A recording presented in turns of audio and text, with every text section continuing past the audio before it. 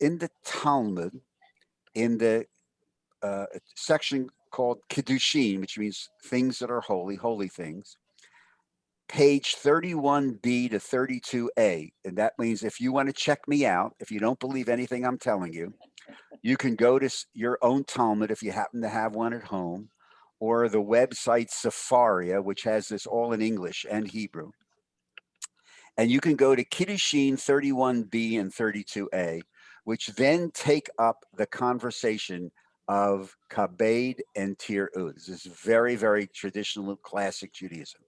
So the rabbis ask, what does it mean to honor? And what does it mean to respect? Okay, that's where we are. The Talmud. Somebody has a radio. The Talmud then takes the Torah questions of Kabed and Tir'u, and then we'll ask the question, the rabbis in conversation will ask, what does it mean to honor? And what does it mean to respect? Okay, clear? Everybody's clear? And this is where a lot of the ball game is played. The Talmud asks, what does it mean to respect? Now listen carefully. It means not standing in a parent's usual place, not sitting where they usually sit, and by not contradicting the parent's words or interfering in a parent's dispute with others. I'll do that again because I'm going to ask you a question. Respect, the Talmud says, what does it mean to respect? Tir'u. It means not standing in a parent's usual place, nor sitting where they usually sit, by not contradicting the parent's words or interfering in a parent's dispute with others. Okay, what does that mean? What does that mean? Now that's your turn to answer. See, I asked the question and you got to answer. What does that mean? Bob. It means respect for your parents, respect for your parents, your elders. Okay. Now, what is implied when you respect another person? What are you giving them a sense of? Word begins with a D. Dignity. Ah, right. Correct. Yeah. Correct. Yeah. You see, I'll have Talmudic ethical options for 1,000. Very good. And the answer is right. What is dignity? Okay. Now I want you to hold that image. Okay, Bob, you're in charge of dignity right now. Okay. The next section, the next question that the rabbis ask is, what does it mean to kabed? What does it mean to honor? It means, in the Talmud, helping parents eat and drink, clothing and covering them, and helping them go in and out. Okay? Yeah. That means that's honor. So, for example, in tir'u, in respect, okay? You're sitting with your dad at the deli, and he's having a conversation with his good buddy, Charlie. And everything your dad is saying is wrong. In fact, your dad's making a fool of himself. Do you say, Dad, stop it. You're wrong. You're making a fool of yourself. Or do you wait? Don't say anything.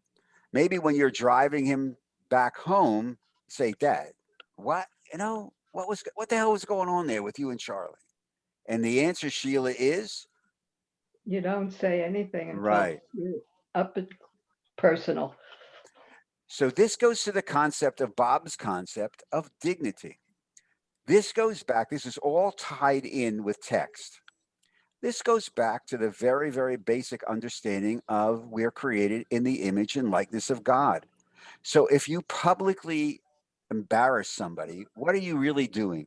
You're taking away their sense of, right, exactly. Now, when we get to the next workshop on end-of-life issues, one of the things that will always come up is this sense of dignity at the end of life. And I want you to remember this. And by the way, the discussion is around mothers and fathers, but extrapolate this out to spouses, children, whoever, friends. the idea of dignity, that you are not allowed in Judaism to take away a person's sense of dignity. That's very, very, very important. And I want you to remember that, because it really goes to how we communicate with another person. And so this concept of tiru, of respect, of awe, because they are in the image of God. Okay. So this concept of dignity is very, very, very important. And sometimes there's conflicts within a family, and we'll talk about that, especially next lesson on the end of life thing, where this really can come into real play. Honoring, helping the parent go eat and drink, in and out, etc., helping them do things. Okay. Some of us have had this experience with a parent, okay, who we're taking care of. We help them, we go shopping for them, we do all kinds of, we take them to the doctor's office, we take them there, we take them that. Now, listen to this. This is Talmudic. So we're dealing with something that 1,500 years ago is in the Talmudic discussion. One of the first questions that the rabbis ask in the discussion on what does it mean to honor is a very interesting question. Who pays? Who pays for the eating and the drinking and clothing and covering and helping them go in and out? What's the answer to that question? Who pays? We do. Something, I got a lot of feedback, whoever that was. The child pays. Okay, Anne says the child pays. And the answer, Jewishly, to this day, is the parent. Aha! Wow. Aha! Yeah. Now, hold that, put that on hold, go back to Bob. Right. What can this do? Pay for all things. Can you control another human being by the withholding of money or the manipulation or use of money? Okay. Absolutely. Right. So the tradition, this is brilliant. This is Judaism. This is Jewish. A Jewish tradition basically says, if the parent is able to contribute to this, then the answer is they must. Why? Because if you take everything away, what do you do? Taking away their dignity. Correct. Dignity, right. Now, there's a great midrash from the Jerusalem Talmud, which talks literally about this. This is a great, when we teach this in longer, we spend some time on this. The midrash, I haven't memorized it, but it goes something like this. A man who feeds his father fatted chickens is condemned to hell. A man who puts his father to work in the mill is rewarded with Gan Eden. Mm. It seems counterintuitive. Now, you're the rabbis. What's the meaning of that midrash? And then just think about what we were just talking about. What's the meaning? A man who feeds his father fatted chickens is condemned to hell. A man who puts his father to work in the mill receives Gan Eden, reward. Anybody want to hazard a guess of what that means? Keeps his self-respect. They keep his self-respect. How many? This is exactly. I used to live this. Okay. Here's the thing. When my mom, when she was living then in her apartment and then the assisted living, I would call her up and say, "Mom, I have a meeting in Cherry Hill. I'm going to drive by the apartment. Do you need anything?" Right. No, I'm fine. Which was really code language for, of course. Yeah. Yes. Yes. Said, "Are you sure, Ma? Are you sure I can go right by the shop Okay. right and pick it in, right?" Okay. Well, Well, if you're I- going, I just happen to have a list. As long as you're going. So she gives me the list. I go to the ShopRite. I come back. I knock on the door. I open up the door. My mom says, "Hello, I'm carrying the bags." What's the first thing my mom says to me? Are you What do hungry? I owe you? Exactly. Are you hungry? Have you eaten? Have you eaten? I said, but mom, I'm going to a lunch meeting. I'll make you a little snack. Make you a little snack. By the way, I am not making any of this up. No. No, it's true. So My we go grandma into would say the we same go into thing. the kitchen. We unpack the groceries. My mom turns around to me and says, "Richard, how much do I owe you?" Do I say, "It's okay, don't worry about it, I got it"? No. Or do I say, $25? Okay. The Jewish answer based upon this conversation in the Talmud is $25. $25. Yeah. And some people are say, "Oh, how can you do that?" But Their money, respect. you can control somebody with money, and and you're not permitted to take away a person's sense of dignity or worth. It's about That's- self-esteem too, Rabbi. Self-esteem. That's exactly. It goes, Bob. It goes Yeah. with all this thing because self-esteem is tied to one's own sense of worth and dignity. Right. And we'll see a little bit of that next month in the end of life conversation. But this is such a power. I mean, this conversation right here in the Talmud is being lived by people right now in Ahavat Chesed, right as we speak. There are people who are struggling with this. Now, if the person you're caring for cannot do it, is not in an economic position, then obviously you extend that concept of kabed and tirah to take care of them.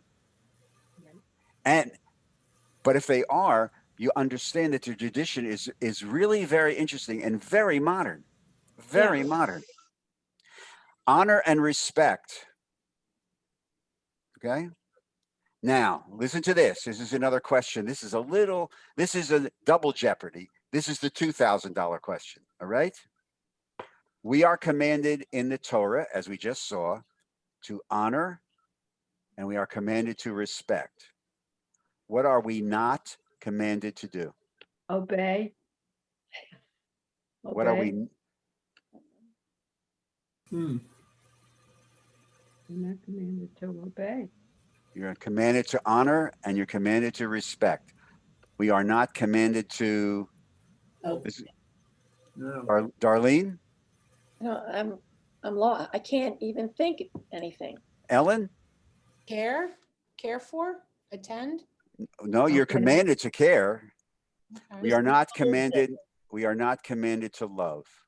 Oh, Oh, Oh, Oh, Oh, listen, very interesting that in one of the books that we did when I ran the department, That You May Live Long, which was on caring for our aging parents, a whole series of essays. It's a great book. There's a couple of essays by professors who study these texts. Michael Chernick, Professor Chernick, who's a professor at the Hebrew Union College in New York and a Talmud specialist, unpacks this section. And he points out the fact that in the conversation around honor and respect, we're never commanded to love. It's fascinating how modern this ancient text is because they understood that love, you're not commanded to love. That's something that has to be what? Earned. You just can't say you must. What's the only thing you're commanded to love in Judaism? God. God. Ve'ahavta, right? You shall love the Lord your God with all your mind, but it doesn't say you shall love your mother and father. It says you should honor and you should respect. if they don't say love, right? It doesn't say ve'ahavta et avicha ve'et imacha. No, not at And, all. and now think about that. How are there families that you know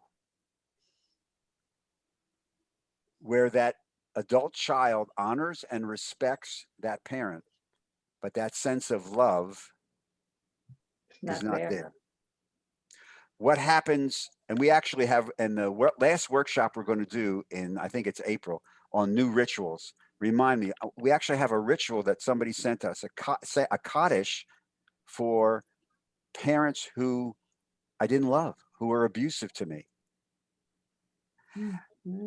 If you lined up every rabbi in Duval and St. Johns County and said, have you ever had a situation in counseling where you had a situation where a person in your congregation would come to you and say, I have an ethical issue? My father, who walked out on me when I was 5 years old, who had nothing to do with me, all of a sudden is 95 years old. He's resurfaced and he expects me to take care of him, etc. Am I obligated to do that? Yes, The answer is yes, no. No. No. Uh-huh. Wouldn't think no. No. And there's actually, if you look at this essay, Dr. Chernick takes a look at this and said, what happens when a parent is so abusive and so hostile that by their actions, they cancel out the commandment of honor and respect? Are you still obligated to do that? And the answer is, you are not obligated. You can, you may, you wish if you want to, out of a sense of loyalty, duty, whatever, You're not obligated. but you're not obligated. Because, and this is really important, because that concept of kabed and tir'u also, it's a two-way street. That the adult child is also an adult, and they have the right to act on their own foundation. Right. It's a very, very, this is why the tradition is so fantastic, because here you have texts that were written thousands of years ago being interpreted by contemporary scholars, but based upon understandings that are very, very, very, very real. Bob, you have your hand up. Go ahead. You talked about forgiveness, but you can't forgive.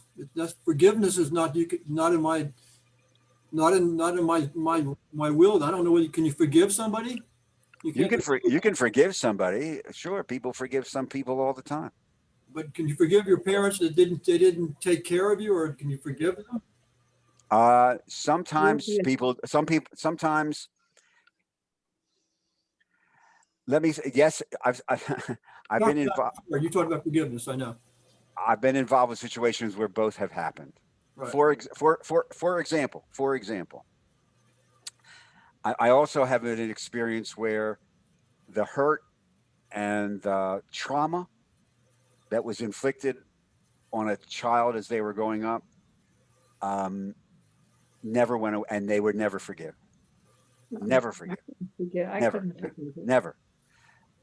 But I've also been in situations where, and this happens especially, Bob, with long-term caregiving, when there's a longer period of time.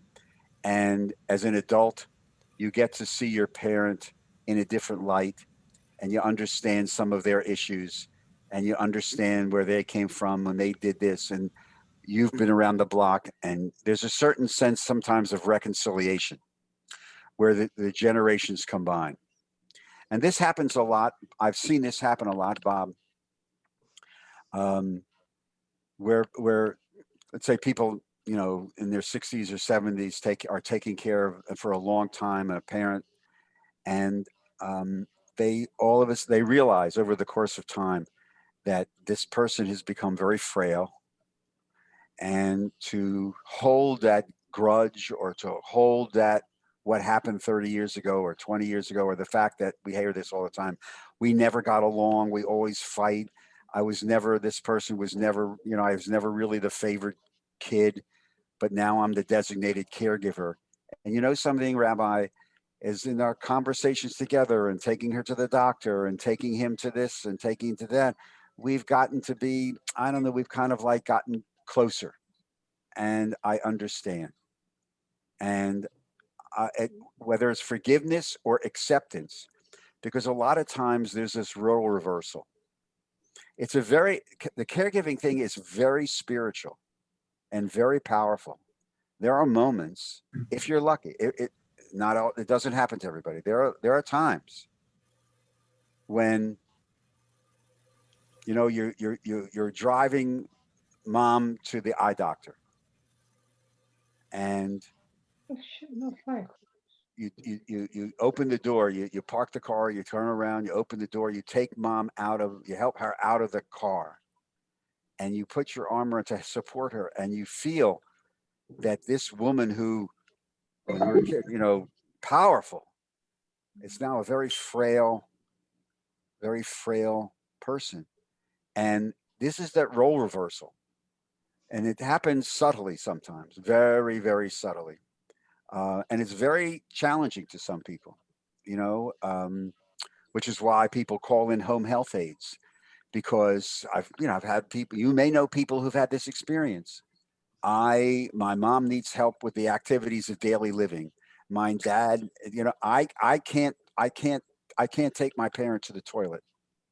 I'm being brutally honest. Okay. But this is happening right now in the congregation. I'm not making any of this up. And you probably know people who have lived this. I know I have, and talk to people. I can't do that. I mean, this was, this person used to bathe, but it was larger than life.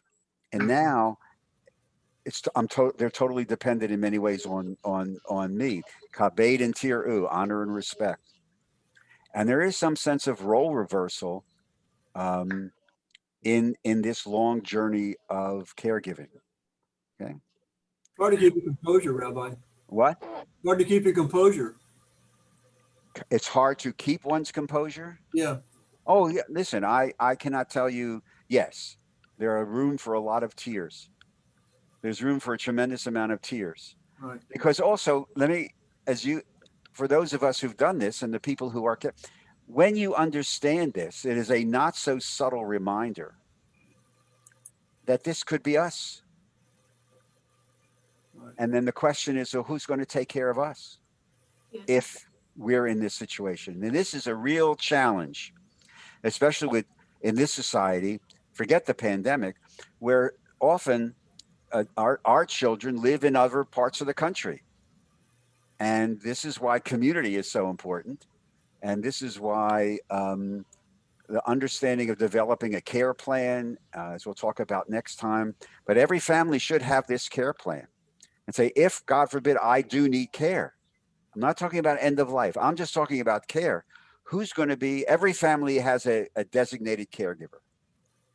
And they've actually done studies. The AARP has done studies who the normal caregiver is in the United States of America in the 21st century. It's usually a woman, almost 50 years of age, working, caring for a mother, and also many times married and also involved with their own family. Yeah, Bob. What if you don't have children? We don't have any children, so we have no children.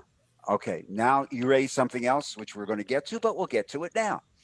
One of the things that has emerged in the country right now, especially in our community, a woman who writes for my website, she has a regular column on the website called Carol's Corner. Her name is Carol Leskin. She's in her 70s. She has no children. She has no family. And every time we started to talk about this, about 5-6 years ago, she came up to me and said, this is all very nice. All these people talk about their children and their grandchildren. I am all alone. I have no one who can fill that role from my family. What are you going to do about it?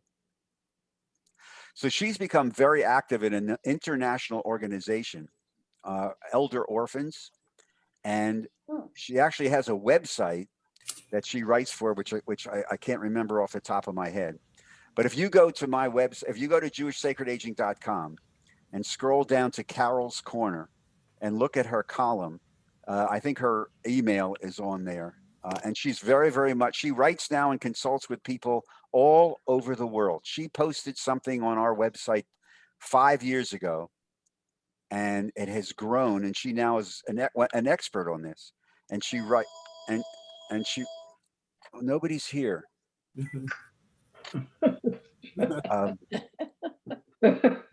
mean, who's calling me at 7:45 on a Wednesday to tell me what I won a trip to Fiji. Um, Timbuktu. but Carol is really a pioneer in really addressing, and a lot of the columns that she writes for us are specifically geared to this is what it means to growing older by yourself. And the pandemic, as you know, has exacerbated this into hyperspace. But there are now national organizations, Bob, who just deal with this issue. And I can't remember the name of it, but if you can contact Carol, she'll connect you with all this stuff. Thank you, Rabbi. One of the other issues that always comes up, every colleague has had this person in their office.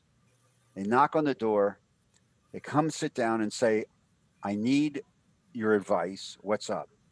You know, my mom, my dad, my spouse, God forbid, I've been taking care of them. It's now become impossible for me to do it. They're wandering. They fell. I'm still working. I got a call from the neighbor. My mom left the kettle on, and the fire department had to come. I'm scared. I can't do everything. I have home health care workers, but they're very unreliable. Sometimes they show up, sometimes they don't. But even if they do, my mom has fired 2 of them already. I'm not making any of this up. No, I'm not making any of this up. Yeah. Okay. true. I said, and so they say, Rabbi, tell me what to do. I remember 5 years ago, I was having lunch with my mom, and she said, no matter what you do, don't you ever put me in one of those places. Okay. You sound like my son. But it's gotten to the point where I'm concerned that I can't, if dad falls in the bathroom, I can't pick him up the way I don't know what to do. And the healthcare workers aren't there at 3 o'clock in the morning. Mm-hmm. But I made a promise, but I'm now worried. Believe it or not, okay, I'll ask you the question. And I think I just buried the lead. In Judaism, is it ever permissible to take that loved one and place them in a facility? I would say yes. Who said Felice is right. Okay. There's an actual text. This is mind blowing. And I've been in situations where in teaching this to groups, when we would get to this text, people who've lived this said, oh my God, I have lived with this guilt for years. From Maimonides in the 12th century, summary of the longer paragraph, an adult child should care for their parent, but, Kabed and Tirah, if it becomes impossible due to a change in the parent or the negative impact upon a family or a threat to others, it is permissible to cede care to a third party. Maimonides, 12th century. Wow. This is Judaism, 12th century. This is not 21st century with 3, dedicated scholars and geriatricians mulling this. This is Maimonides, who was a practicing physician, 12th century Egypt. If it becomes impossible to do to a change in the parent, if there's a negative impact upon the family, every colleague has had this conversation. I would love to have dad move in with us. But if we did that, I don't even that my spouse and he don't get along. He doesn't really like children. I think it would be so disrupted. We're not prepared for that. I don't think I'd be able to handle that. I don't think it would have an impact on our family or the threat to the parent. This happens a lot now with Alzheimer's and dementia. Okay. You're driving. I know how to get from my house to Ahavat Chesed, and I can go to Publix. I don't need anything else. But suppose you have one of those TIAs again on San Jose Boulevard. Don't you think if you do, you're putting not only yourself in danger, With everybody else. but everybody else? I know how to deal with it. No, you're not permitted, pikuach nefesh, the saving, you're not permitted to put yourself and other people in danger. Okay. I always tell groups, if you're really bored, if you're really looking for some excitement in your life, have that conversation with a loved one. When is it permissible to take the keys away from the car? Oh, that's You won't be bored for long.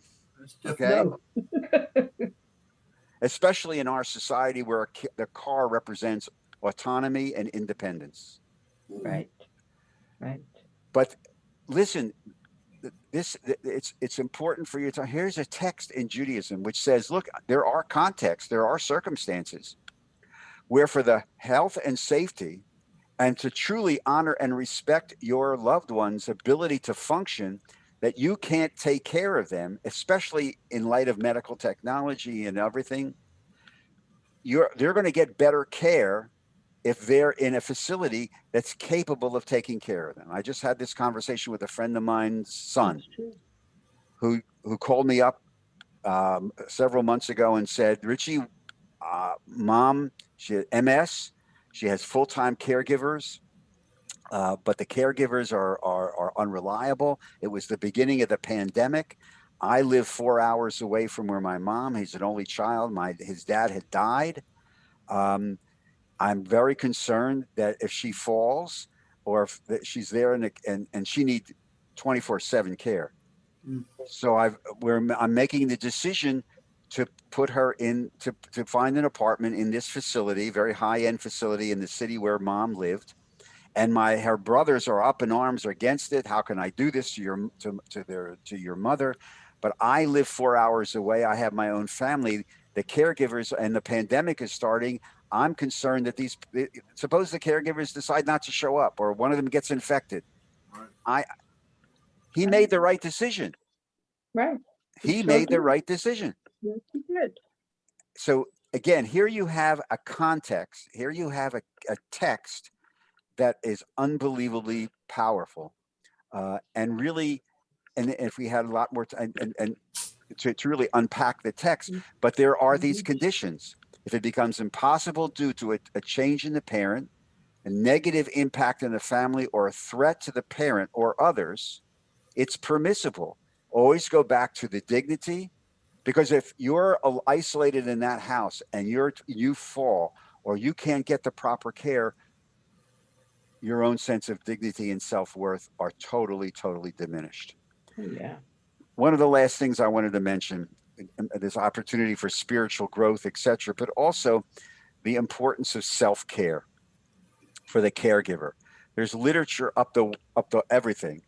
It's all about long-term caregiving and what it does to a person, how sick they get, depression. They let themselves go. And every time I talk to a couple or a family or an individual who is about to enter this new life stage, the first thing I said is, look, this is going to overwhelm you. You have to take care of yourself. You have to get rest, nutrition, exercise. You have to be able to get some time off and time away. This is why when we were setting up caring community committees as part of my job with the union, we always would talk about committees, also, and trying to develop respite care programs within the congregation, because they're people. Now there are professional respite care organizations in most major cities. Two things, and to finish. A lot of congregations have developed programs specifically around the idea of caregiving. We're going to have a service next Friday night. We'll announce that it's going to honor Ahavat Chesed's caring community, because they are operationalizing a lot of these mitzvot. The idea of having a patient advocate to work with their rabbis and help navigating a system, because once you enter the system, it can be frightening and overwhelming. I remember when I had to qualify my mom for Medicaid, it was dehumanizing, it's immoral, and I thank God I had somebody to navigate the system, or I would never have been able to do it. There are congregations that are experimenting with adult daycare as obviously it is all before the pandemic. Um, uh, Caregiving support groups are proliferating a lot of times in congregations, but a lot of times in through Jewish Family and Children's Services in a variety. I don't know what the local JFCS in Jacksonville, if they have a caregiver support group, but this is can be a very lonely, because you could have the greatest support system in the world, but caregiving is a very personal issue. Eventually it's up to you. And you could read every book. If you could go to Barnes and Noble when it reopens and read every book on caregiving, it doesn't mean anything, because every person is different. Every case is different. Every caregiving experience is very, very unique and personal. We also have rituals. And I wanted to end with this because we're almost at 8:00. This is a prayer that was written by a former student of mine, actually, for her doctoral thesis. I was her advisor, and she wrote a book. She wrote her thesis, which she expanded into a book on Alzheimer's. Her dad died of Alzheimer's, and Michelle was the primary caregiver. And she wrote this caregiver's prayer. Caregiver's prayer. Listen to the language. I think you'll like this. It goes like this. Sustainer of the universe, help me to care for my loved one with hope, courage, and sensitivity.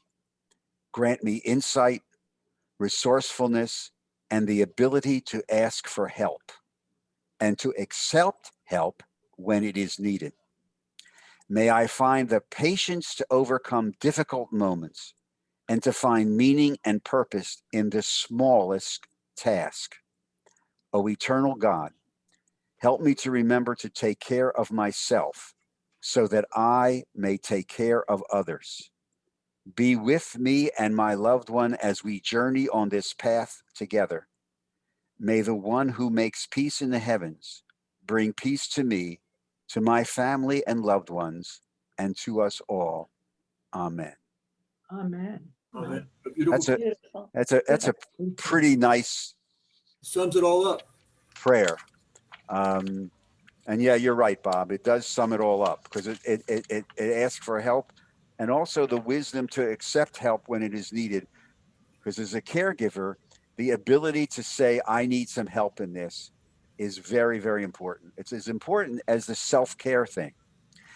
Any questions that you want to raise, issues that you want to raise, Anne? Rabbi, can I tell a joke? Always room for a joke. All right.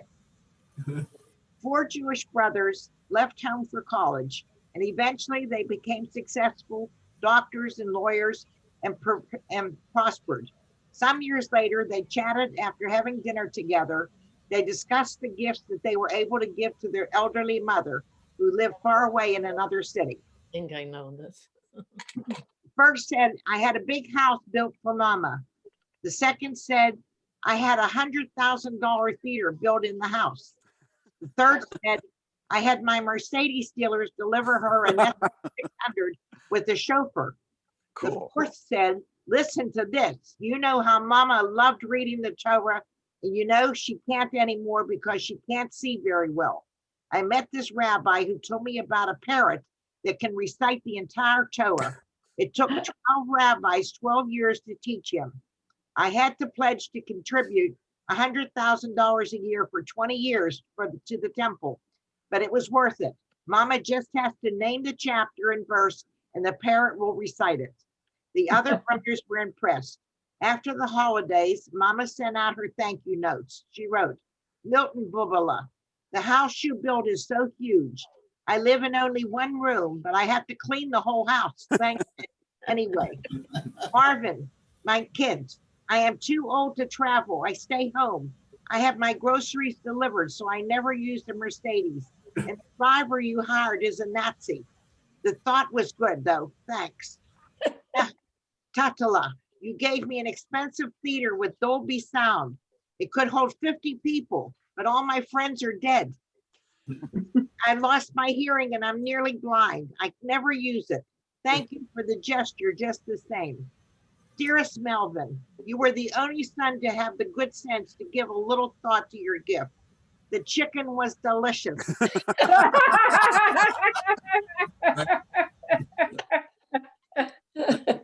think I lost my picture here, but No, it's very good, Ed. anyhow, That's good. Okay, Ed. Very good, Ann. You loved it. Very good. Thank you, Anne. It sums it up as well. right. The name of the book that I was referring to on that interpretation of love is That You May Live Long. That You May Live Long. It's probably out of print because it was published by the URJ Press, which went out of business about 8 years ago.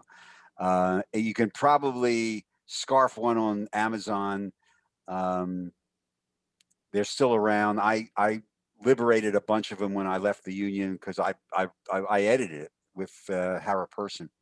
So it's actually, I refer to it a lot. There's some really beautiful essays in there, a lot of them by people who walk this walk. And one of the things I'll leave you with is about modeling behavior. There's a passage in there by Scotty Sperling's wife, Laura Sperling, when he was a rabbi in Washington State, and Laura's mom lived in Los Angeles, and she would go back and forth from Seattle to Los Angeles to take care of her mom before she died. And she said, there was no, how did I know what to do? I knew what to do, she writes, because I remember watching my mother and our family do this for their loved ones. And that's how I learned that this is what a child does with their parent. And that one thing about how we model and how we act really does say a lot about kabed and tir'u. So if you remember nothing else, just remember those two words from the Torah, kabed to honor and tir'u to respect. And it's tied into the sense of you're never allowed to take away a person's dignity. All right, Bob, last one. We have a great facility, the River Garden in Jackson. River Garden, beautiful. River Garden is a good facility. Yes, that's the major facility in Jacksonville, from what I understand. Right. Yeah.